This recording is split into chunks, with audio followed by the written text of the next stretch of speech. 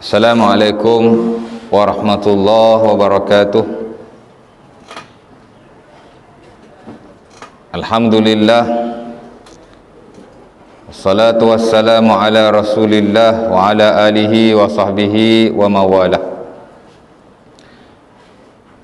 Alhamdulillah, nahmaduhu wa nasta'inuhu wa nastaghfiruhu wa na'udzu billahi min syururi anfusina wa min sayyiati a'malina. May yahdihillahu fala mudilla lahu wa may yudlil fala hadiya lahu. Asyhadu an la ilaha illallah wahdahu la syarika lahu wa asyhadu anna Muhammadan abduhu wa rasuluh. Tamsali kita syukur kepada Allah Subhanahu wa taala kerana pada hari ini dapat sekali lagi kita bersama-sama berada di sekolah Kebangsaan Bandar Baru Sungai Buloh untuk kita meneruskan persekolahan kita, pembelajaran dan juga pengajian kita di sekolah ini secara khususnya, dan juga meneruskan kehidupan kita secara amnya. Jadi kepada semua murid-murid, Ustaz minta berada di tempat duduk kamu masing-masing, dan Ustaz percaya telah ada guru kamu di dalam kelas. Dan hari ini kita ada majlis ringkas, bukan majlis lah ya, tapi kita ada suatu perkongsian ringkas di mana Ustaz insya-Allah taala akan berkongsi dengan kamu tentang tajuk yang akan kita kongsikan pada hari ini. Jadi Ustaz minta kepada semua murid agar beri perhatian. Kerja kamu ialah mendengar saja, ya, tak susah pun, dengar saja. Dan Ustaz percaya semua kelas dapat dengar suara Ustaz, ya. Dan sambil-sambil kamu dengar, kamu menghayatinya, dan insya-Allah taala ada sikit sebanyak pengajaran daripada apa yang akan kita kongsikan pada hari ini. Kebiasaannya pada tahun-tahun yang lalu, bila ada hari-hari seumpama ini, bila ada ceramah, bila ada kita panggil Ustaz luar untuk berkongsi dengan kamu, kita berkumpul lah. Kadang-kadang kita berkumpul di dataran, kebiasaan bagi kita. Kadang-kadang kita berkumpul di dewan. Tapi hari ini kita hanya mendengar daripada jauh saja. Ustaz pun hanya bercakap di pejabat, kamu hanya berada di dalam kelas, ya. Tapi tak apa, kerana keadaannya tidak membenarkan, kita gunalah kesempatan yang ada sebaik mungkin, insya-Allah taala. Baik, Ustaz tak nak meneruskan masa yang panjang, kerana hanya beberapa minit saja. Mungkin Ustaz ambil masa dalam 20 minit dan paling lama setengah jam saja untuk pagi ini. Sebab itu habislah ya perkongsian kita. Baik, murid-murid yang Ustaz kasih sekalian, Ustaz tak pasti murid-murid sedar atau tidak bahawa kita dah masuk ke tahun 1442 Hijrah, ya. Kebiasaannya kita hanya tahu tahun Masihi saja. Mana tahun Masihi Ustaz? Tahun Masihi ini ialah tahun itulah 2021. Itu kita panggil tahun Masihi, ya. Dan kebiasaannya kita juga mengira umur kita guna tahun Masihi lah. Tapi sebenarnya ada lagi satu tahun yang lain yang kita panggil tahun Hijrah, ya. Yang jarang-jaranglah didedahkan kepada kita, ya. Tahun Hijrah ni tahun yang lagi satu, atau juga kita sebut tahun Islam, ya. Tahun Islam lah. Sebenarnya tahun Masihi pun tahun Islam juga, tahun Hijrah pun tahun Islam juga. Islam ni dia tak ada tahun Islam dan tahun bukan Islam, sama saja, cuma hitungan kita, ya. Tapi nak cerita ada lagi satu tahun kita panggil tahun Hijrah lah. Kita dah ke tahun Hijrah 1442, ya. Sama juga dengan bulan. Kebiasaannya kita hanya tahu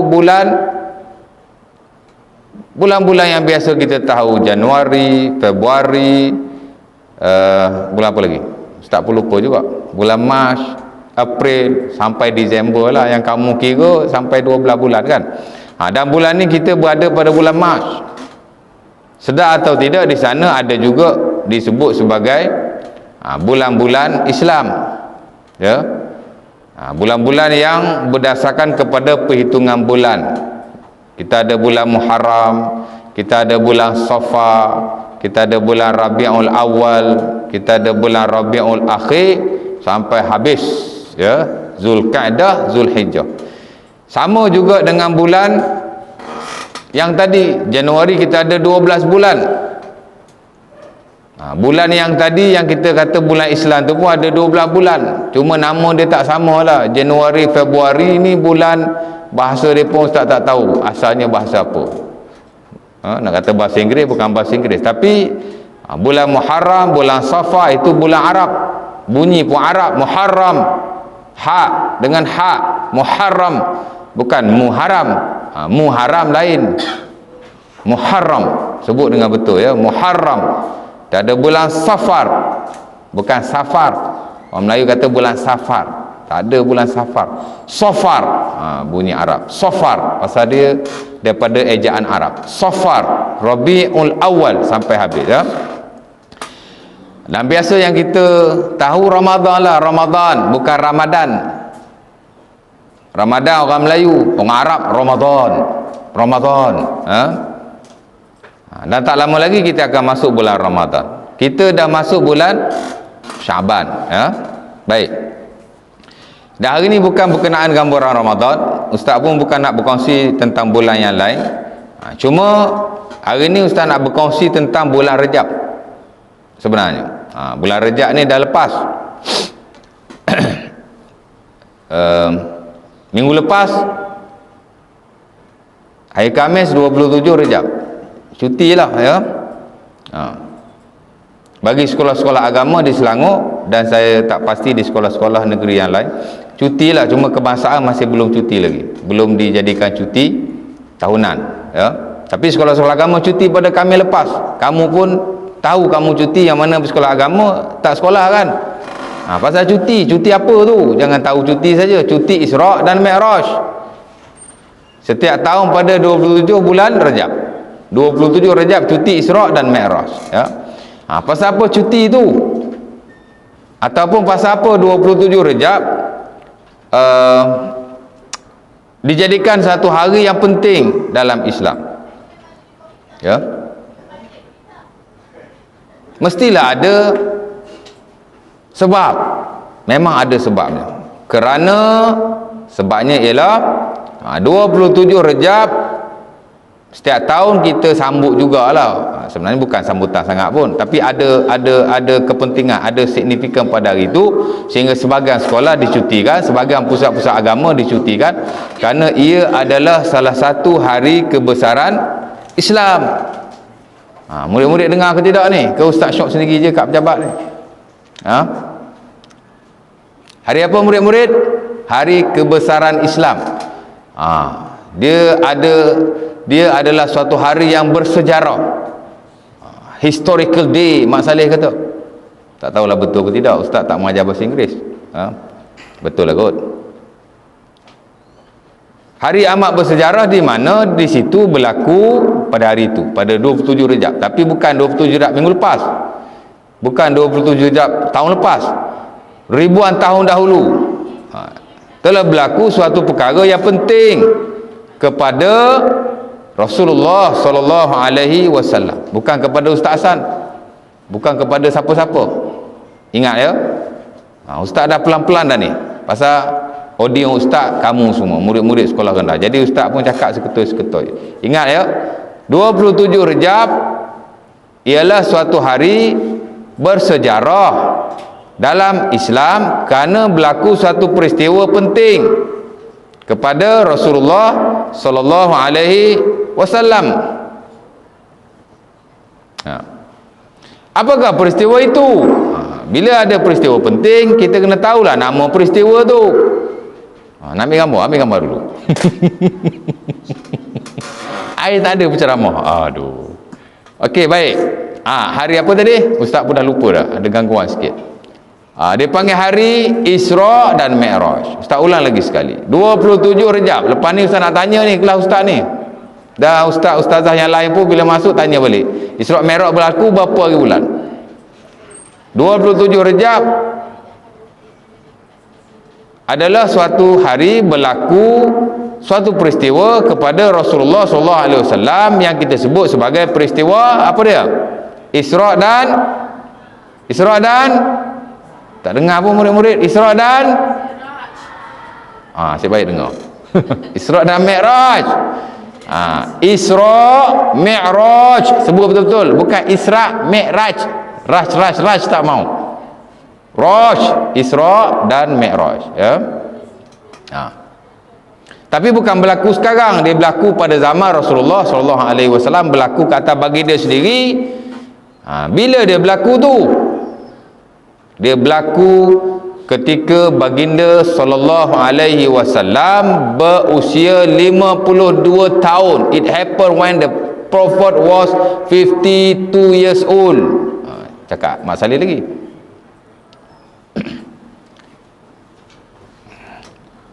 Ketika baginda berusia 52 tahun. Dah tua lah Ustaz, umur 52 tahun. Tak tua lagi, masih muda lagi, ya. Masih kuat lagi masa tu, ya. Baginda jadi Nabi umur berapa tahun? 40 tahun, 40 years old. Orang Arab kata arba'ina sana, 40 tahun, ya. Bila Nabi jadi Nabi 40 tahun, baginda berusia 40 tahun, tahun ke-12 setelah baginda menjadi Nabi, baru peristiwa itu berlaku. Dia tak berlaku masa Nabi mula-mula jadi Nabi, tak ada, ya. Tahun pertama, tahun kedua, tahun ketiga, tahun keempat, tahun kelima, tahun keenam, tahun ketujuh, tahun ke-8, tahun ke-9, tahun ke-10, tahun ke-11, tahun ke-12, barulah baginda berlaku peristiwa Isra Mi'raj ke atasnya, baru berlaku. Masa tu tak berlaku lagi, ya. Kenapa ia berlaku? Ustaz sebut tadi, ia berlaku pada usia Nabi 52 tahun, ketika Nabi menjadi Nabi, dan ia berlaku pada waktu itu kerana Rasulullah SAW teramat sedih. Sedihlah, tak adalah kata teramat sedih sangat, tapi baginda amat sedih pada waktu itu kerana berlaku dua peristiwa. Baginda telah kematian bapa saudaranya. Siapa bapa saudara Nabi pada tahun itu? Siapa bapa saudara Nabi? Abu Talib meninggal. Dan pada waktu itu juga berlaku kematian isteri kesayangan Rasulullah SAW. Siapa isteri Nabi yang mati pada waktu itu, ataupun isteri yang pertama Rasulullah? Pasal Rasulullah ni banyak isteri. Baginda ada 12 orang isteri, ya. Ini isteri yang mula-mula sekali. Jangan tanya pula kenapa baginda isteri ramai, kita tak boleh lain, ya. Baginda ada keistimewaan. Baik. Isteri Nabi bernama Khadijah juga meninggal pada waktu itu, sehingga pada tahun itu dikenali sebagai Amul Huzni. Amul Huzni, tahun sedih. The year of sorrow. Sorrow ke Zoro, tak pun tak tahu, ya. Tahun yang sedih, di mana baginda kematian dua orang yang tersayang. Pertama Abu Talib, bapa baginda Nabi, dan yang kedua ialah isteri Nabi sendiri. Baginda teramat sayang kepada isterinya yang bernama Khadijah. Anak Nabi ada 7 orang, 7 lahir dengan isteri yang bernama Khadijah itu. Jadi Rasulullah amat menyayangi isteri berkenaan. Memang bila kita bersuami, kita beristeri, kita kena sayanglah kat isteri kita. Kalau suami dia kena sayang isteri dia, kalau isteri dia kena sayang suami dia. Dan bila suami meninggal, isteri mesti sedih. Baru-baru ni Ustaz ada saudara yang kematian suami, kena serangan jantung, mati on the spot. Bukan on the spot lah, tapi mati di hospital. Kemudian sedihlah isterinya, makan tak lalu, tidur tak lelap, mandi tak basah, makan tak makan. Lepas 2 minggu dia pula meninggal. Allah. Pernah dengar tak suami isteri meninggal sekaligus? Mana suami mati, isteri pun mati. Sedih sangat sampai meninggal. Dia panggil kemurungan lah, lebih kurang macam tu ya. Memang ada orang yang betul-betul menyayangi isteri dan suami. Sama juga macam kita lah, kalau ustaz mau isteri ustaz mati sedih lah, ya Allah isteri aku mati. Tapi yang hidup mesti teruskan hidup lah. Kalau ustaz, kalau isteri mati, tak tahulah ya. Wah, minta dijauhkan. Tapi mati itu memang tetap akan mati. Jadi baginda tak amat sedih, maka Allah Subhanahu Wa Taala pun nak bagilah sedikit kegembiraan. Pasal orang yang bersedih mesti digembirakan. This is the nature of human. Ini adalah lumrah manusia. Bila orang sedih, kita kena bagi dia gembira. Sebab itu bila ada kawan-kawan kita yang meninggal ibu, meninggal bapa, meninggal atuk, kita kena cakap takziah pada dia, kan? Kawan kita nama Muhammad, baru semalam mak dia mati, dia datang sekolah ataupun kita jumpa dia, kita kata takziah Muhammad ya. Jangan kata tahniah pula, tahniah Muhammad ya. Tahniah untuk benda yang baik, takziah untuk benda yang tidak baik. Cakap dia takziah ya. Mudah-mudahan Allah Ta'ala mengampunkan ibu kamu ya. Ingat ni murid-murid ya, bila ada orang mati kita kena takziah. Apa tujuan takziah itu? Untuk nak menggembirakan dia lah. Sekurang-kurangnya dia ada semangat, because manusia ni kadang-kadang dia boleh naik semangat dia, kadang-kadang dia boleh jatuh. Moral dia tu boleh naik, kadang dia boleh turun ya.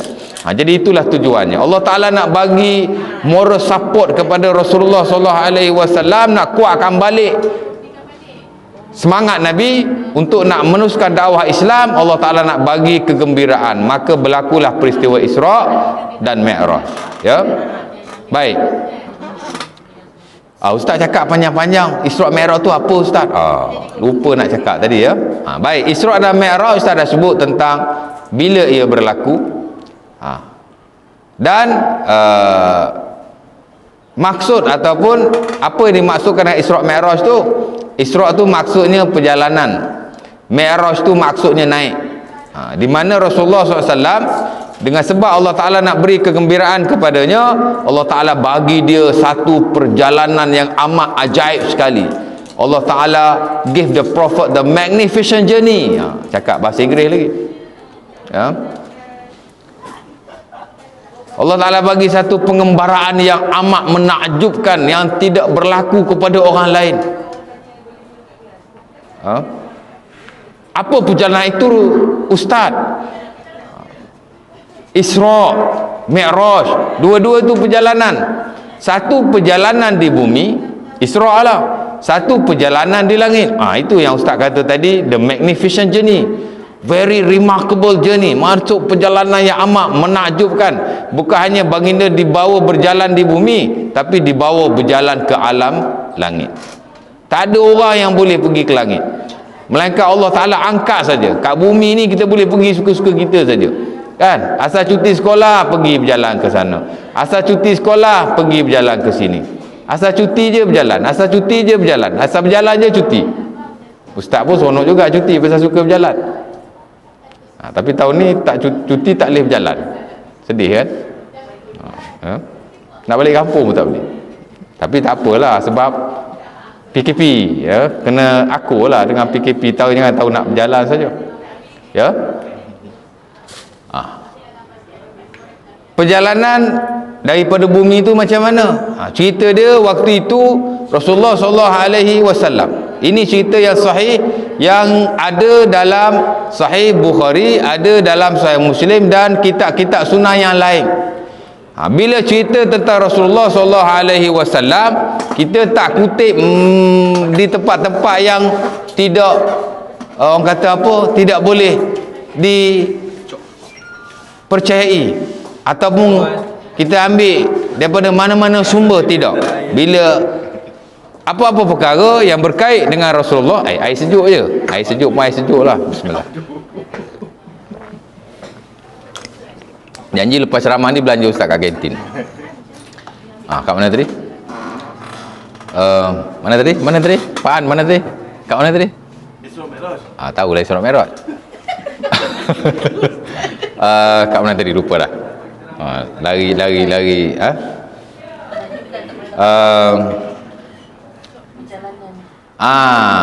Perjalanan ya, perjalanan. Ustaz, sallu ala Nabi. Allahumma salli ala Muhammad. Cerita dia, baginda sallallahu tadi ustaz nak cerita, bila cerita yang berkait dengan Rasulullah, dia mesti bersumberkan daripada sumber-sumber yang boleh dipercayai. Boleh jadi dalam Quran ada disebut tentang Isra dan Mi'raj. Surah apa? Surah Al-Isra lah. Lepas ni buka surah Al-Isra, ayat yang pertama dan beberapa ayat selepas itu Allah Ta'ala sebut dengan jelas tentang perjalanan Isra Rasulullah sallallahu alaihi wasallam. Kemudian dalam surah yang lain Allah Ta'ala juga sebut tentang Mi'raj Rasulullah sallallahu alaihi wasallam. Mana galeri tadi?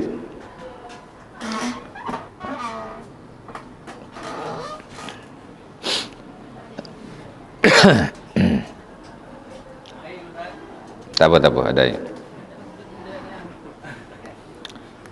Baik.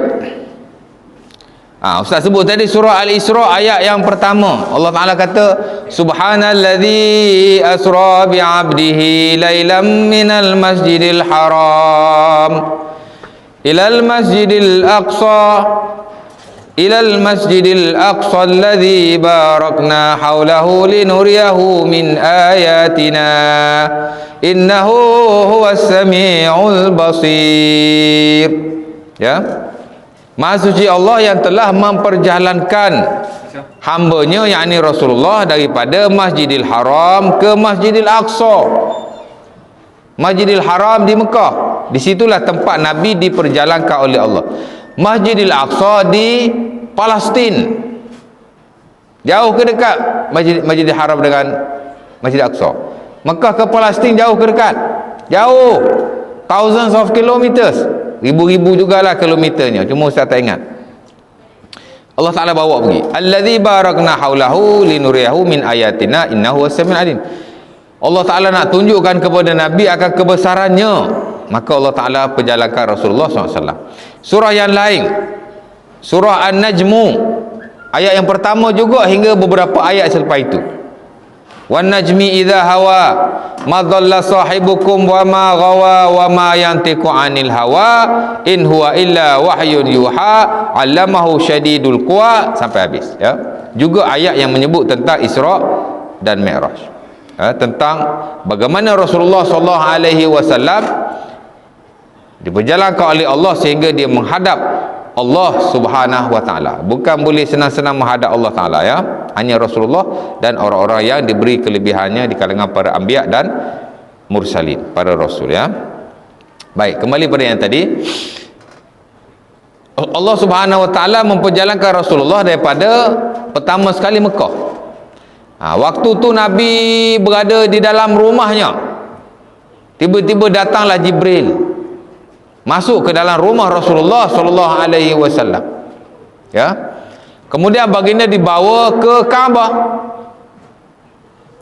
Apa yang dibuat oleh Jibril?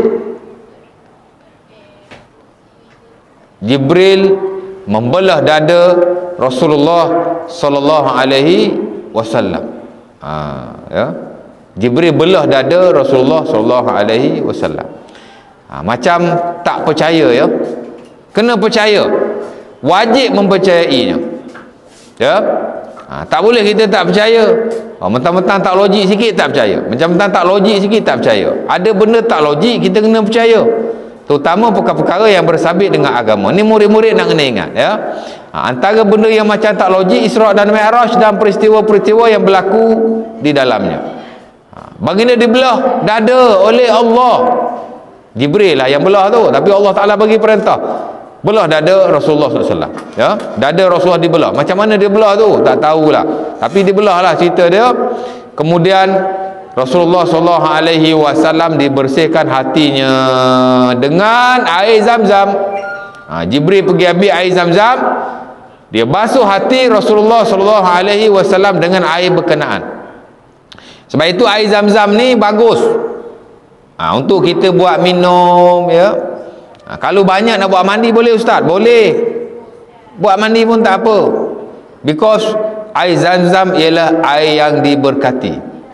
Nabi sendiri dibasuh hatinya dengan air Zam-Zam ya. Kita mungkin tak boleh basuh hati kita dengan air Zam-Zam, tapi dia adalah air yang amat diberkati. The water of Zam-Zam is a blessed water, air yang diberkati. Jangan cakap air Zam-Zam holy water, no, blessed water, air yang diberkati. Dia bukan holy water, bukan air holy, air suci. Dia macam air-air yang lain, tapi dia ada sedikit kehormatan lah, sedikit kemuliaan yang Allah Ta'ala beri kepadanya, dan hanya ada di Mekah saja, ya, air Zam-Zam. Tak ada di tempat lain, mereka kena ambil daripada situ. Tempat kita ada air Zam-Zam, tapi kena belilah daripada Mekah. Tapi mahal lah, ya. Botol mineral kecil pun dah RM12, agak mahal. Bolehlah buat minum, ya. Baik, dibasuh hati Rasulullah SAW dengan air Zam-Zam. Kemudian Rasulullah SAW diisi hatinya dengan dua perkara. Pertama, diisi dengan iman. Pasal Nabi lepas ni akan menghadapi dugaan yang besar. Iman Nabi nak kena kental.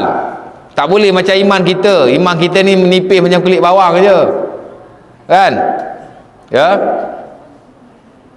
tahu benda tu tak boleh, tapi kita kadang-kadang buat juga. Pasal iman kita ni, ya Allah, tak kuat, nipis. Tapi sebagai seorang pendakwah hebat macam Rasulullah, iman dia mesti kental. Jadi Allah Ta'ala membasuh hatinya dan memasukkannya iman, dan dimasukkan juga hikmah, yakni kebijaksanaan. Ilmu dan kebijaksanaan dimasukkan ke dalam dada Rasulullah SAW. Kita tak boleh. Awak nak suruh ustaz belah dada awak, basuh hati awak, masukkan ilmu, tak boleh. Awak nak ilmu, awak kena belajar sendiri, awak kena rajin. Awak nak kebijaksanaan, awak kena berusaha jadi murid yang baik, jadi anak yang soleh, ya. Tapi ada murid-murid SK Bandar Baru Sungai Buloh baik-baik belaka, ya. Cuma ada yang ligat-ligat lah seorang dua, itu tak boleh kata apa. Baik, apa yang dibuat oleh Jibril, dibasuh hati Rasulullah SAW. Lepas tu dia nak bawa Rasulullah berjalan. Dia bawa seekor tunggangan, nama dia Buraq, ya. Kelas mana yang bunyi suara tu, ya. Baik, ustaz ulang balik. Jibril nak bawa Rasulullah berjalan, dia bawa Buraq. Buraq, bukan burak, Buraq. Apa itu Buraq? Sejenis haiwan, lebih kurang besar keldai. Kecil dia, besar dia lebih kurang macam tu lah. Seekor haiwan untuk ditunggang oleh Rasulullah SAW. Pasal apa nak kena tunggang pula? Jibril seorang malaikat, dia boleh terbang sepantas kilat. Kenapa tak buat Nabi boleh terbang macam malaikat Jibril? Pasal Nabi ni manusia, dia tak boleh terbang, kan? Manusia mesti perlu tunggangan untuk pergi ke suatu kawasan. Itu manusia. Dan Nabi memang seorang manusia, Nabi bukan malaikat. Mau tidak mau kena sediakan tunggangan kepada Rasulullah. Jadi Jibril telah mensediakan kepada Rasulullah atas perintah Allah seekor tunggangan, nama dia Buraq. Ni ustaz tanya dalam kelas kena jawab ni. Buraq ialah sejenis tunggangan haiwan yang diberikan kepada Rasulullah untuk ditunggang pada malam Isra' dan Mi'raj. Nabi pun nak naiklah Buraq tu, tapi dengan sebab Buraq ni dia haiwan, binatang ni dia tak ada akal, dia bukan reti berfikir. Ada ke binatang reti berfikir? Tak ada. Itu ustaz, burung kat rumah atuk saya, dia pandai bercakap, Assalamualaikum, Assalamualaikum. Dia pandai bercakap je, tapi burung tu tak reti apa. Pasal haiwan. Buraq ni pun sama. Bila Nabi nak naik, dia tak bagi Nabi naik. Kan? Fastas amba alaih. Maknanya buraq ni menggelepar tak nak bagi Nabi naik. Buraq dimarahi oleh Jibril. Buraq dimarahi oleh Jibril. Buraq kata, Jibril kata, wahai Buraq, kau tahu tak siapa nak naik kau ni? Tidak ada manusia yang lebih mulia daripada Rasulullah yang menunggang kamu ni. Orang yang nak tunggang kamu ni, tak ada orang yang lebih baik daripada dia. This is the best person. Barulah Buraq tu diam. Reti juga dia. Macam ada akal pula, ya. Bila dah kena marah Jibril, dia diam pula. Tapi tadi dia tak kenal siapa nak naik aku, dia kata. Macam haiwan-haiwan yang liar kan. Bila nak naik, susah. Orang duk naik kuda tu senang pasal kuda tu dah jinak. Cuba kuda liar, susah. Sebab itu haiwan-haiwan yang liar boleh disembelih hanya dengan memanahnya. Kan? Kita sembelih lembu, sembelih kat tengkuk. Tapi kalau lembu yang duduk lautan liar, nak tangkap tak boleh, panah aja, mati makan. Dengan syarat panah dia baca bismillah. Panah aja. Kan? Kalau ada senapang, tembak aja. Kemudian baca bismillah semasa tembak, makan. Ya? Baik. Lantas Nabi pun naiklah Buraq, berjalan ke mana? Berjalan pergi ke Baitul Maqdis, ke Palestin. Di pertengahan jalan Nabi ditunjukkan kepada Jibril alaihi salam beberapa tempat. Ada 3 tempat, ya. Walaupun dipanggil hadis ini tidak berapa sahih, tapi ada diriwayatkan. Pertama, Nabi berhenti di Madinatul Munawwarah, ya. Ada jugalah yang riwayat yang sahih, ada yang tidak sahih setahu saya. Tapi ada beberapa tempat Nabi diberhentikan. Pertama, Nabi berhenti di Madinah. Lalu daripada Mekah tu Jibril bawa lalu ke Madinah. Kemudian Jibril kata semayang Muhammad 2 rakaat. Nabi pun semayang. Lepas tu Nabi tanya, kat mana aku semayang ni? Jibril kata, ini tempat yang akan kamu datang nanti. Kamu akan berhijrah ke tempat ini. Itulah bumi Madinah Al-Munawwarah. Kemudian Nabi berjalan lagi. Satu tempat Nabi disuruh berhenti dan Nabi disuruh semayang. Nabi semayang. Nabi tanya Jibril, aku berhenti ni kat mana ni? Jibril pun kata, inilah Bukit Tursina, tempat Nabi Musa bermunajat kepada Allah Subhanahu Wa Taala dan berkata-kata dengannya. Nabi Musa kan kita belajar boleh bercakap dengan Allah. Di situlah tempatnya. Nama dia Bukit Tursina. Ya. Kemudian Nabi berjalan lagi dan Nabi juga diberhentikan dan diminta semayang 2 rakaat oleh Jibril. Kemudian Nabi semayang. Kemudian Nabi tanya, aku berhenti ni di mana? Jibril kata, kamu berhenti ni ialah di tempat lahirnya Nabi Isa alaihi salam. Suatu tempat yang bernama Baitul Laham. Baitul Laham. Nabi semayang, berhenti kat situ. 3 tempat dia berhenti. Akhirnya dia sampai di Baitul Maqdis, sampai di Masjid Aqsa di Palestin. Apa Nabi buat di situ? Nabi semayang bersama-sama dengan para malaikat dan bersama-sama dengan para anbiya, para nabi. Nabi semayang di situ. Secara ringkas. Baik. Lepas itu Nabi dah berjalan daripada Mekah, dah sampai dah Masjid Aqsa. Sampailah perjalanan yang lebih menakjubkan lagi. Nabi dibawa naik pula melalui satu perjalanan langit. Nabi diangkat ke langit, murid-murid semua. Langit mana ustaz? Langit yang kita nampak ni lah. Tapi ni baru satu lapisan langit. Langit ada 7 lapisan.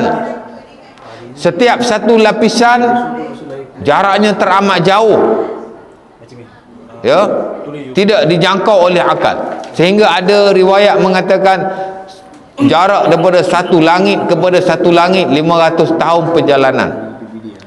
Bahkan ketebalan langit itu juga dikatakan 500 tahun perjalanan. Jadi kita nak sampai ke langit yang tertinggi sekali, the seventh sky, kita langit yang ketujuh tu ribu tahun.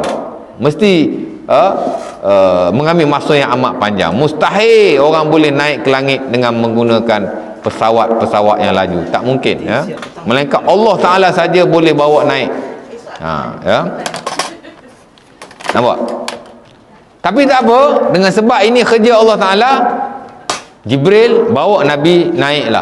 Pertama Nabi sampai ke langit yang pertama. Jauh tu langit pertama tuan-tuan. Apa nama murid-murid. Tapi Nabi sampai jugalah. Pasal naik kan dengan Jibril laju sampai ke langit yang pertama, ya. Sampai langit yang pertama, ada malaikat yang menjaganya. Pasal langit ni dia ada pintu-pintunya. Tak boleh sewenang-wenang naik ke langit. Hatta jin dan iblis pun tak boleh naik ke langit. Kalau dia naik, dia kena panah. Dan disebut oleh Allah Ta'ala dalam surah As-Saffat. Ya, mungkin murid-murid boleh rujuk surah berkenaan. Tapi Nabi, pasal dia Nabi, dibawa oleh Jibril naik ke langit yang pertama. Ada malaikat menjaganya. Malaikat yang menjaganya tu tanya, man anta, mu ni siapa? Jibril kata, aku Jibril. Kau bawa siapa ni? Dia kata, aku bawa Muhammad. Wa ma ma'aka, siapa bersama kamu ni wahai Jibril? Malaikat tu pun tak kenal Jibril. Ya? Maka Jibril memperkenalkan dirinya, I am Jibril, ana Jibril, aku Jibril. Oh, kau Jibril. Oh, Jibril ni ketua malaikat. Takutlah malaikat tu, kena bagi masuk lah. Tapi dia nak tanya, dia tanya juga, ni siapa yang kau bawa ni? Jibril kata, ni Muhammad. Oh, Muhammad telah diutuskan dia.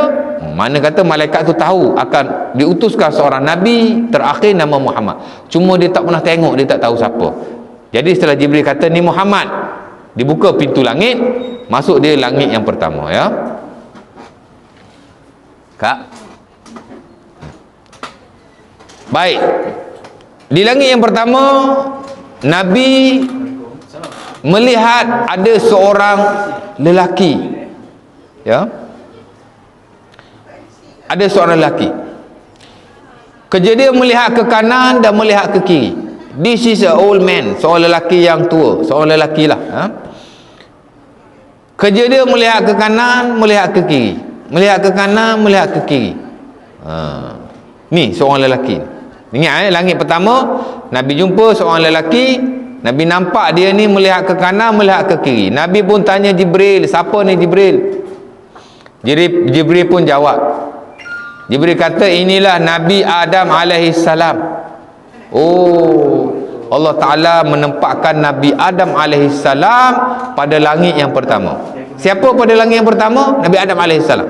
Duduk dia di langit yang pertama. Pasal ada 7 langit kan. Ni baru langit yang pertama, di situ adanya Nabi Adam alaihissalam, ya. Kemudian bila dia melihat ke kanan, dia menangis. Bila dia melihat ke kiri, dia menangis. Bila dia melihat ke kanan, dia menangis.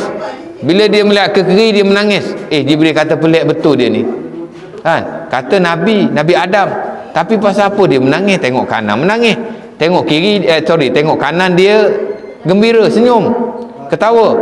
Tengok kiri dia menangis. Macam tu lah. Tengok kanan dia gembira, tengok kiri dia menangis. Pelik orang tua ni, ya. Kan? Kejap senyum, kejap menangis, kejap senyum, kejap menangis. Tak pelik? Kalau kita pun pelik, ya. Mana ada orang macam tu? Maka Nabi pun bertanya Jibril, Jibril pun jawab, Nabi Adam ni bila dia lihat ke kanan, dia melihat anak-anak cucunya yang masuk syurga. Kan dalam Quran Allah Ta'ala memanggil ahli-ahli syurga sebagai ashabul yamin, orang yang berada di sebelah kanan. Sebab itu Nabi Adam bila tengok kanan, dia nampak ahli syurga. Sebab itu kita kena sentiasa guna yang kanan. Nak tulis, tangan kanan. Nak makan, tangan kanan. Kalau ustaz tanya, nak jawab, angkat tangan kanan. Jangan angkat tangan kiri. Tangan kiri, tangan basuh berak, ya. Boleh angkat, tak salah, tak adalah berdosa, tapi selalu guna yang kanan. Kiri ni kalau nak basuh berak, nak cuci najis, nak buat apa-apa yang tidak bagus, tidak baik, kotor, buat tangan kiri. Tapi kalau yang bersih-bersih, buat tangan kanan, ya. Jadi Jibril kata bila dia lihat kanan, dia nampak anak cucu dia yang masuk syurga. Siapa anak cucu Adam ni? Kita lah.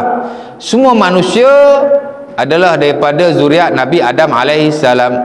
Kita lah cucu Nabi Adam alaihissalam, semua manusia, ya. Sebab itu Nabi Adam digelarkan sebagai Abul Bashar,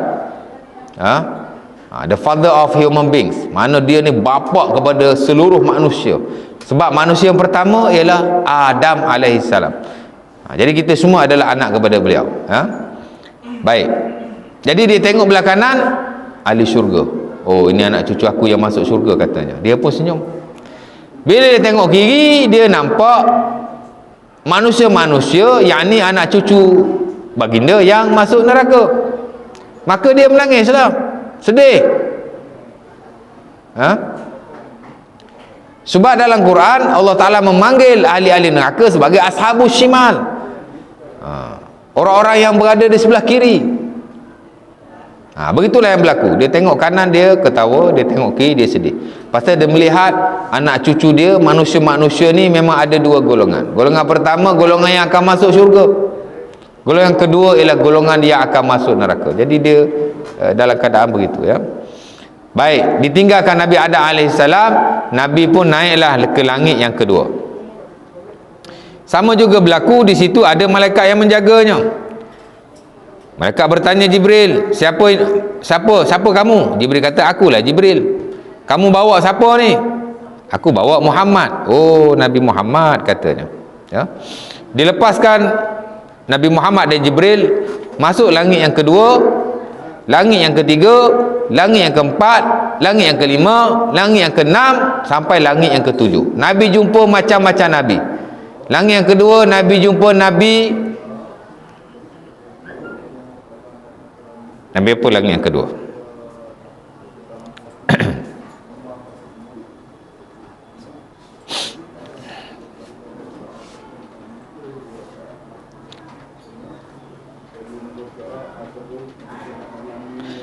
Langit yang kedua Nabi berjumpa dengan Nabi Yahya dan Nabi Isa.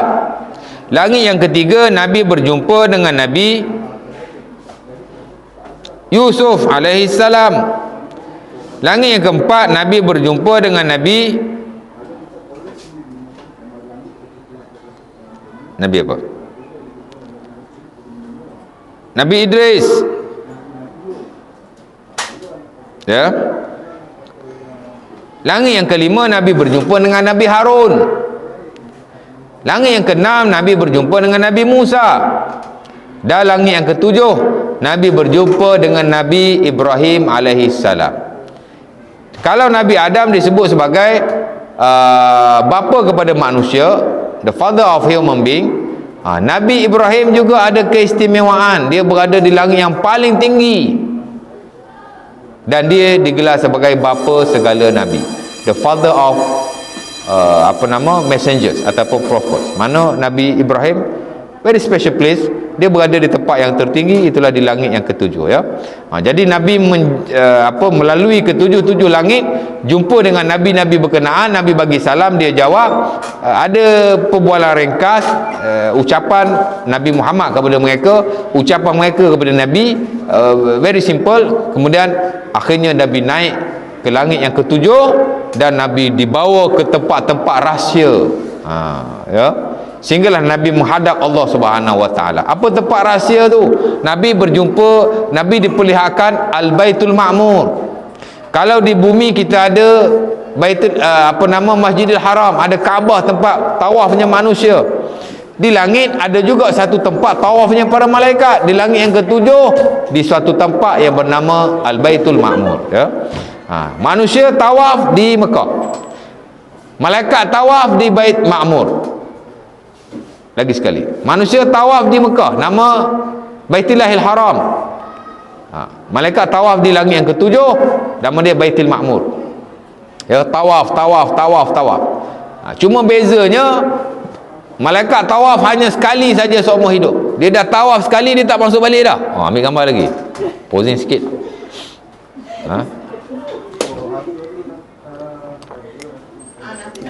Manusia kat bumi boleh tawaf banyak kali mana dia nak tawaf. Maksudnya dia boleh pergi haji berkali-kali, dia boleh pergi umrah berkali-kali, tidak ada halangan. Tapi malaikat Allah Ta'ala limit kepada sekali tawaf saja. Sekali masuk Baitul Ma'mur, tak boleh masuk lagi. Kita tak. Allah Ta'ala bagi kelebihan pada manusia, boleh masuk ke Baitillahil Haram, boleh tawaf, dan bila dia balik nak pergi lagi boleh. Tapi di langit tidak. Malaikat hanya masuk ke Baitul Ma'mur hanya sekali saja seumur hidup. Dia tawaf, dia keluar, dan dia takkan masuk lagi. Tengok. Sebab itu dalam setengah-setengah keadaan manusia lebih mulia daripada malaikat, kerana banyak kelebihan yang Allah Ta'ala beri kepada kita, ya. Nampak? Nabi juga diberi dua minuman. Satu Nabi diberi susu, satu Nabi diberi arak, satu Nabi diberi madu, ya? Ataupun Nabi diberi madu, Nabi diberi arak, Nabi diberi susu dan Nabi diberi arak. Bukan madu, ya, susu. Susu dan arak. Nabi pilih susu, ya? Kerana manusia tak boleh minum arak. Arak merosakkan akal. Dan dalam Islam memang ada hukuman ke atas peminum arak, dia mesti dirotan. Nabi minum susu. Kemudian Nabi pergi lagi ke tempat yang lebih tinggi yang bernama Sidratul Muntaha. That is the ultimate place. Itulah tempat yang paling tinggi yang manusia tak boleh masuk. melainkan orang yang diizinkan oleh Allah Subhanahu Wa Taala, dan antara orang yang diizinkan ialah Rasulullah sallallahu alaihi wasallam. Sebenarnya ada tempat yang lebih tinggi, arasy Allah Taala. Ya. Nampak? Tapi Nabi sampai ke Sidratul Muntaha, kemudian Nabi pun menghadap Allah Subhanahu Wa Taala. Cuma tak pasti adakah Nabi melihat Allah ataupun tidak, tapi Nabi menghadap Allah Subhanahu Wa Taala, Nabi bercakap dengan Allah Subhanahu Wa Taala, dan Allah Taala pada waktu itu memberikan kepada Rasulullah sallallahu alaihi wasallam 3 perkara. Ini dah ringkas, ini dah hujung ya. Habis dah ni. Ya. Dah dekat sejam dah. Start mula tadi 8.50. Baik. Secara ringkasnya, bagaimana perbualan Allah Subhanahu Wa Taala dengan Rasulullah, wallahu taala alam. Tetapi yang diberitahu kepada kita menerusi riwayat dan hadis-hadis yang sahih, Nabi dapat 3. Antaranya dalam Sahih Muslim daripada Abu Zar, Nabi dapat 3 ya. Pertama sekali Nabi dapat semayang. Ya. Nabi dikurniakan 3 perkara. Murid-murid ingat ni, Ustaz nak tanya balik ni. Ustaz dah dengar suara dalam kelas tu. Tak sampai sejam lagi ceramah pun. Patut Isra Mi'raj 2 jam ni biasa ni. Sampai rehat ni. Tapi Ustaz dah ringkaskan. Ya. 3 perkara. Ini perkara yang paling akhir, yang paling penting sekali. Perjalanan tadi penting juga, tapi itu sejarah, dia telah berlaku dan takkan berulang lagi. Tapi yang 3 benda ni kurniaan Allah kepada Nabi Muhammad secara khusus dan kepada kita secara umum, dan benda ni kita kena buat. Perjalanan tadi Nabi je yang melaluinya, kita hanya boleh merasa kagum. Apa ni? Sebelum Isra Mi'raj solat macam mana Ustaz? Ada orang tanya. Sebelum Isra dan Mi'raj ada semayang, sebagaimana Nabi-Nabi terdahulu dan umat-umat terdahulu ada semayang. Ada orang tanya, sebelum Isra Mi'raj solat macam mana Ustaz? Solat ada, adanya qiyam, adanya sujud, adanya rukuk. Yang tak ada ialah waktu-waktu semayang. Yang tak diketahui ialah bacaan-bacaan dalam semayang. Tapi ada semayang, di mana pada waktu itu ada semayang secara umum, boleh semayang pada bila-bila masa, dan ada juga semayang yang wajib ke atas umat Islam, itulah, dan juga Rasulullah ialah semayang malam. Ya, ada semayang, bukan tak ada semayang. Ada qiyam, ada rukuk, ada sujud, ada bacaannya. Ya. Tapi tak macam semayang sekarang. Tak macam yang kita semayang, ataupun tak macam dengan semayang yang Nabi terima masa Isra dan Mi'raj. Ada waktu-waktunya, ada tata caranya yang lebih terperinci dan panjang lebar.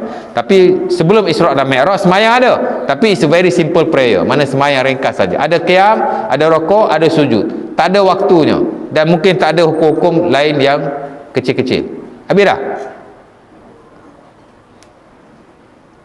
Mana cukup? Okey. Baik. 3, this is the orang panggil apa? Ini poin yang paling penting sekali. Ustaz nak tutup dah. 3 Nabi dapat. Pertama, Nabi dapat semayang. Ya. Prayer. Dan semayang yang Nabi dapat pada peringkat awal ialah 50 waktu. Ya. Tapi dikurangkan. Tak kala Nabi berjumpa dengan Nabi Musa tanya, Muhammad, Allah Ta'ala bagi apa? Ya, Allah Ta'ala bagi semayang berapa waktu? 50 waktu. Ya Allah, dia kata banyaknya, minta kurang sikit. Memanglah kalau 50 waktu banyak tu kan. Ya. Mungkin setiap jam kita semayang. Bukan kata setiap jam, setiap 10 minit kena semayang. 10 minit kena, dah 50 waktu kan. Tapi Allah Ta'ala tahu manusia ni dia kan tak boleh banyak-banyak, Allah Ta'ala kurangkan sedikit demi sedikit. Disuruh oleh Nabi Musa minta dengan Allah Ta'ala kurangkan 5, akhirnya jadilah 5 waktu semayang. Tapi Allah Ta'ala kata kepada Nabi Muhammad, 50 semayang aku kurangkan kepada 5 semayang, tapi pahala tetap 50 semayang. Ya, tengok. Jadi semayang 5 waktu adalah anugerah terbesar Allah Ta'ala pada Isra dan Mi'raj. Sebab itu kita kena jaga semayang. Siapa yang nak berjaya kena jaga semayang. Ustaz dulu kecil-kecil dah semayang, masa sekolah rendah dah pergi masjid, jadi kaki masjid dah kan. Samalah daripada sekolah rendah, sekolah menengah, sekolah universiti sampai sekarang masih pergi ke masjid dan surau untuk semayang. Boleh sembahyang kat rumah, tapi orang lelaki sebaik-baiknya sembahyang di masjid dan surau secara berjemaah, ya. Jangan jadi macam setengah orang dah tua bangka pun tak reti nak pergi surau lagi, tak reti nak berjemaah lagi. Lelaki lah, perempuan tak apa, kan? Dah tua dah tapi tak sembahyang lagi, tu lagi teruk, tak tahu bila dia nak sembahyang. Murid-murid pun kena sembahyang walaupun masih belum balik, ya. Latih diri untuk sembahyang, bukan untuk orang lain tapi untuk diri kita. Bila kita sembahyang, kita akan dijaga dan dipelihara oleh Allah Subhanahu Taala, dan kita akan jadi orang yang baik. Itu yang kita nak. Sebab itu Ustaz selalu tekankan sembahyang. Ini amat menyedihkan bila Ustaz tanya siapa yang sembahyang subuh di rumah sebelum datang sekolah tadi. Kalau dalam satu kelas orang angkat, kadang 2 orang angkat, malu lah, kan? Pasal apa tak sembahyang? Bangun lambat. Pasal apa tak sembahyang? Nak cepat. Boleh datang sekolah tak sembahyang subuh?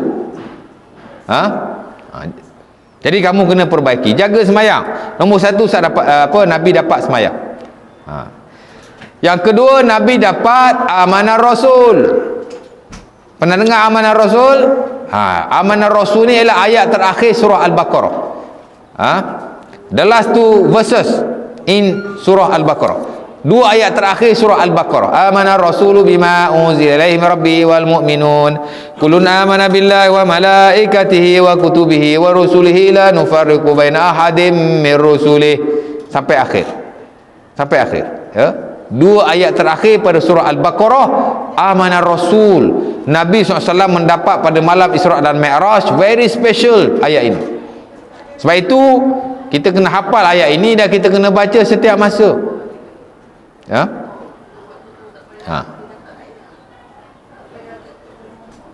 Mungkin kamu tak hafal, tapi someday, suatu hari nanti kamu kena hafal, ya. Di samping surah-surah yang lain. Nampak? Nabi dapat amanah Rasul. Dan yang ketiga, yang paling besar jugalah, ialah Nabi dapat pengampunan daripada Allah kepada sesiapa sahaja yang melakukan dosa selagi mana dia tidak syirik pada Allah Subhanahu Wa Taala. Dan bagi setengah ulama, inilah pemberian Allah Subhanahu Wa Taala yang terbesar sekali kepada Nabi Muhammad sallallahu alaihi wasallam dan umatnya. Lebih besar daripada amanah Rasul tadi, lebih besar daripada sembahyang, pengampunan kepada orang yang tidak melakukan syirik, walau banyak mana dosa dia kepada Allah sekalipun. Sebab itu kita lihat ada orang yang telah melakukan dosa yang amat besar. Apa dosanya? Dia membunuh 99 orang. Akhirnya Allah Ta'ala mengampunkannya hanya dengan sedikit kebaikan yang dia lakukan. Ikut dosa besar tu. Tapi selagi mana kita tidak mensyirikkan Allah Subhanahu Wa Ta'ala, kita berpeluang untuk diampunkan oleh Allah Subhanahu Wa Ta'ala dan menjadi ahli syurga. Banyak lagi cerita-cerita daripada Rasulullah yang sahih di mana orang yang teramat berdosa akhirnya dijadikan oleh Allah Subhanahu Wa Ta'ala ahli syurga, asalkan dia tidak syirik kepada Allah. Sebab itu jangan suka-suka pergi jumpa Tok Bomo, jangan suka-suka pergi jumpa Tok Dokun, bukan Tok Dokun, Tok Dukun, ya. Dan hari ni kadang-kadang ustaz pun nak jadi Tok Bomo juga. Nampak macam ustaz, tapi dia kadang-kadang jadi Tok Bomo. Ada juga macam tu, menyamar jadi ustaz.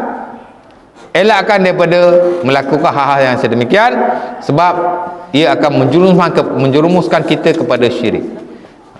Ya, tangkal mangkal, pakai azimat. Kadang-kadang kita meniaga, kita gantung ayat Quran, konon-konon jadi pelaris, gantung ayat 1000 dinar. Ini semua benda syirik yang mesti dijauhi oleh umat Islam. Dan selagi kita tidak mensyirikkan Allah, Allah Subhanahu Wa Taala boleh mengampunkan kita, insya-Allah taala. Jadi 3 ni Nabi dapat, Nabi pun turun.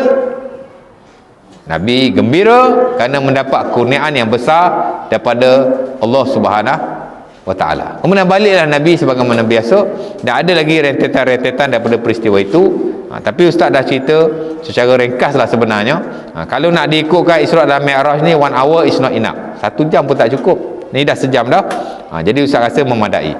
Cuma Ustaz bagi tahu balik, ya, tentang poin-poin penting Isra dan Mi'raj. Kita kena ingat Isra dan Mi'raj berlaku pada 27 Rejab pada tahun ke-52, pada tahun ke-12 kenabian. Masa tu Nabi berusia 52 tahun.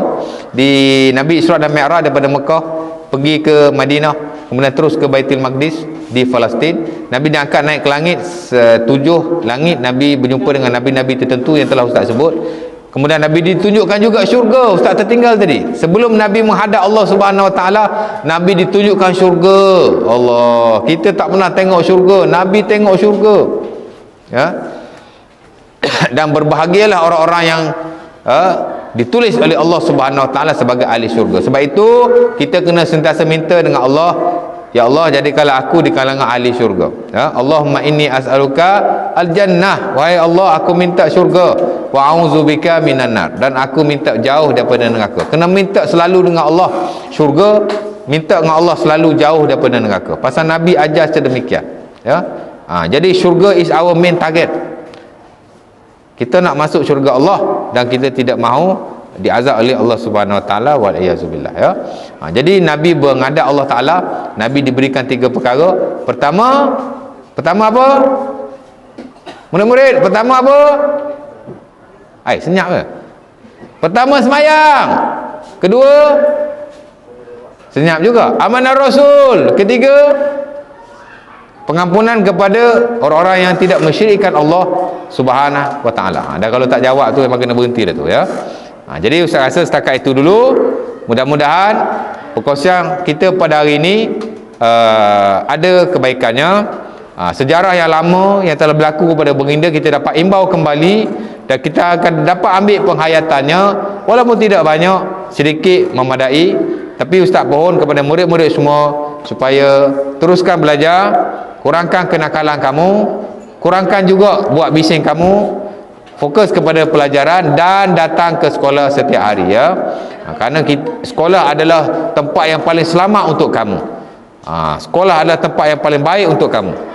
Jadi sentiasa berada di sekolah, insya-Allah taala. Jadi tak mohon aku liqauli azza wa astaghfirullahalazim li wa lakum. Wassalamualaikum warahmatullahi wabarakatuh. Ustaz tutup, dan kita tutup juga majlis ini dengan tasbih kafarah dan surah Al-Asr. Subhanakallah bihamdik, asyhadu an la ilaha illa anta wa astaghfiruka wa atubu ilaik. Bismillahirrahmanirrahim. Wal 'asr innal insana lafi khusr illa allazina amanu wa 'amilus solihat wa tawasaw bil haqq wa tawasaw bis sabr. Assalamualaikum warahmatullahi wabarakatuh.